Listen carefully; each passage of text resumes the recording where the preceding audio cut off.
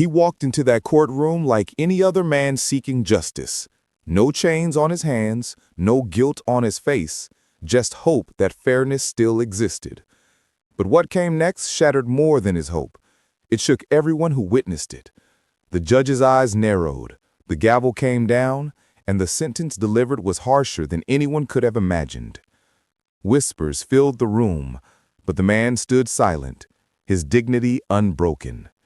They saw him only as a black man, never once stopping to ask who he really was, never once realizing the truth that would soon leave the entire courtroom frozen. The silence that followed wasn't ordinary. It was the kind of silence that comes when justice collides with prejudice, when power exposes its darkest side. But here's the twist. This man wasn't who they thought. And when the truth surfaced, it forced everyone to confront a question too painful to ignore. How many lives have been destroyed by assumptions, by racism, by a system that doesn't see the person, only the color of their skin? What the judge discovered that day turned the courtroom upside down, and it might just change how you see justice forever. It started as an ordinary morning, the kind you'd forget by noon if nothing unusual happened. Marcus Williams was up before the sun, the smell of coffee filling his small apartment as he straightened his tie in the mirror. He liked order, routine, the comfort of knowing what came next. For Marcus, structure wasn't just preference, it was survival. By day, he worked as a prosecutor, sharp, respected, and known for his ability to cut through lies with the precision of a surgeon. He had spent years fighting his way into that courtroom, proving again and again that he belonged where many doubted he could ever stand. Every case, every late night, every stack of files was his answer to those doubts. On the surface, Marcus lived what many would call a good life. He had colleagues who admired his drive, neighbors who greeted him warmly, and a family who proudly spoke his name. Yet beneath all of it was a truth he carried daily. No matter how many titles he earned, no matter how flawless his record, to the world he was often reduced to one thing: his skin. Still, Marcus never let that stop him. Each morning he straightened his shoulders, adjusted his tie, and walked out the door determined to be more than the limits others tried to place on him. That day began no differently. The city buzzed with its usual rhythm: honking cars, hurried footsteps, the distant sound of construction echoing down the block. Marcus stepped into the courthouse he knew so well, nodding at the security guard, feeling the cool marble under his shoes. It was a place where he had built his name, fought for justice, and carved out a sense of belonging. But even in this familiar space, tension always lingered. He knew the whispers that followed him when he entered certain rooms. He knew the way some eyes studied him a root too long, as if still questioning how he had earned the right to stand where he stood. Marcus ignored it. He always had. His focus was the law, the pursuit of truth. That was his shield. He never expected that on this day the law would turn on him. In the hours before the hearing, Marcus reviewed files in his office, completely unaware that outside those walls, events were already moving toward him, events that would strip away the armor he had spent years building. When he walked into the courtroom, it felt like any other case. The wooden benches creaked under the shifting weight of spectators. Lawyers shuffled papers, and the judge sat elevated, gavel poised, expression unreadable. Marcus took his place, ready to argue as he always did. But something was different. A cold undercurrent swept the room, subtle yet undeniable. The eyes on him felt heavier, the silence sharper. He couldn't put his finger on it, but deep inside, a small voice whispered that something wasn't right. That whisper grew louder when the judge's gaze fell on him. There was no recognition in those eyes, no sign of the professional respect Marcus was used to. Instead, there was a hardness, a distance, as if Marcus was not a respected attorney, but just another man standing in judgment. The words that followed cut sharper than any verdict Marcus had ever heard. A sentence, harsh, disproportionate and delivered with chilling finality, echoed through the courtroom. Gasps rippled through the crowd. People leaned forward, stunned, their eyes darting between the judge and Marcus. He stood still, his heart pounding, his mind reeling. He had walked into this room as a prosecutor, but in that moment he was treated as something else entirely. What Marcus didn't know was that this was just the beginning. The harsh sentence wasn't the end of his story. It was the opening to a truth that would unravel the courtroom and force everyone inside to confront their own blind spots.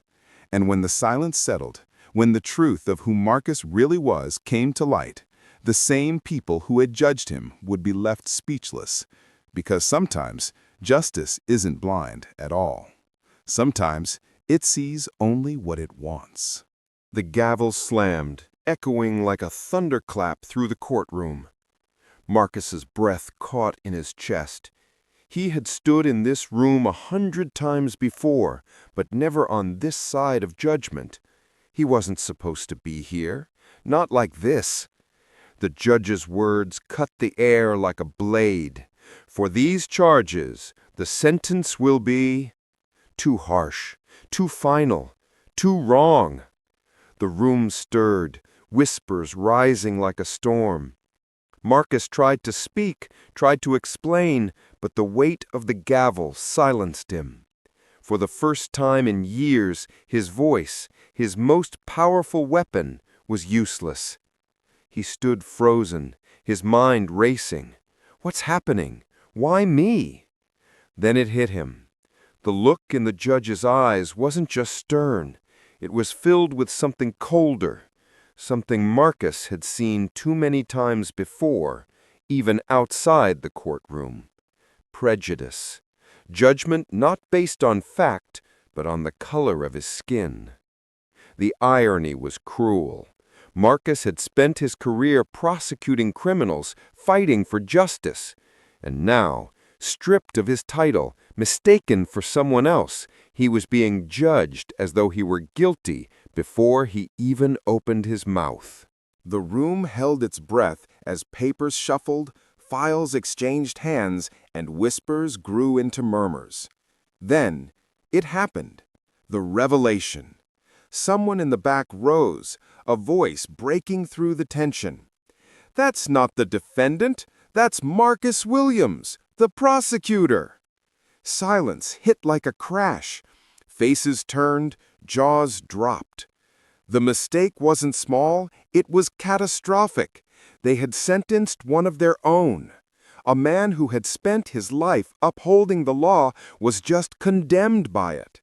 And not because of evidence, not because of proof, but because of blind prejudice that never cared to look beyond skin.